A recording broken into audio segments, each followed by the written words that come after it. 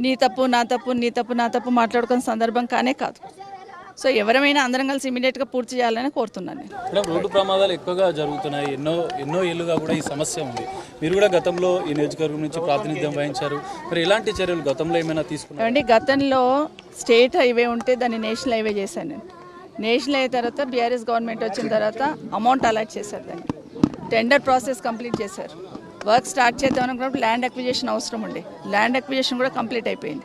Work start చేద్దాం అనుకున్న టైంలో గవర్నమెంట్ చేంజ్ కావడం జరిగింది. నేను ఇప్పుడు ఎవరి మీద నెపం నెట్టనండి, ఇమీడియట్గా ఈ వర్క్ కంప్లీట్ చేయాలని రిక్వెస్ట్ చేస్తాను. ల్యాండ్ ఎక్విజిషన్ విషయంలో కొన్ని ఆరోపణలు వస్తున్నాయి. ఎందుకు డిలే జరిగింది? డిలే జరగడం వల్లనే ఈరోజు ప్రమాదాలు జరిగినట్టు కొంత ఆరోపణలు వస్తున్నాయి. రైట్, ల్యాండ్ ఎక్విజిషన్ వాళ్ళది ల్యాండ్ తీసుకున్నప్పుడు యాజ్ పర్ రూల్ ప్రకారం చేయాల్సిందే చేస్తున్నాం. అలైన్మెంట్ మార్చలే కదా, ల్యాండ్ ఎక్విజిషన్ చేయాలి చేస్తున్నాం. ల్యాండ్ ఎక్విజిషన్ కంప్లీట్ అయిన తర్వాతనే టెండర్ పిలుచున్నాం. టెండర్ కంప్లీట్ అయిపోయిన తర్వాత వర్క్ స్టార్ట్ చేసే టైంలో ఎలక్షన్ వచ్చిందండి. ఎలక్షన్ అయిపోయి కూడా 2 years అవుతుందండి. 2 years అవుతుంది, 2 సంవత్సరాలు అవుతుంది.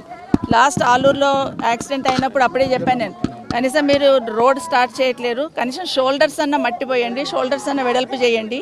అప్ప దగ్గర నుండి మొదలు పెడితే ఇంతవరకు మొత్తం షోల్డర్స్ అన్ని కట్ అయిపోయి ఉండే. అప్పుడు నేనే కలెక్టర్ గారితో మాట్లాడి కనీసం షోల్డర్స్ అన్న చేయండి, కనీసం వెహికల్ దిగడానికి వస్తుంది అన్నప్పుడే షోల్డర్స్ చేసుకుంటూ వచ్చారు.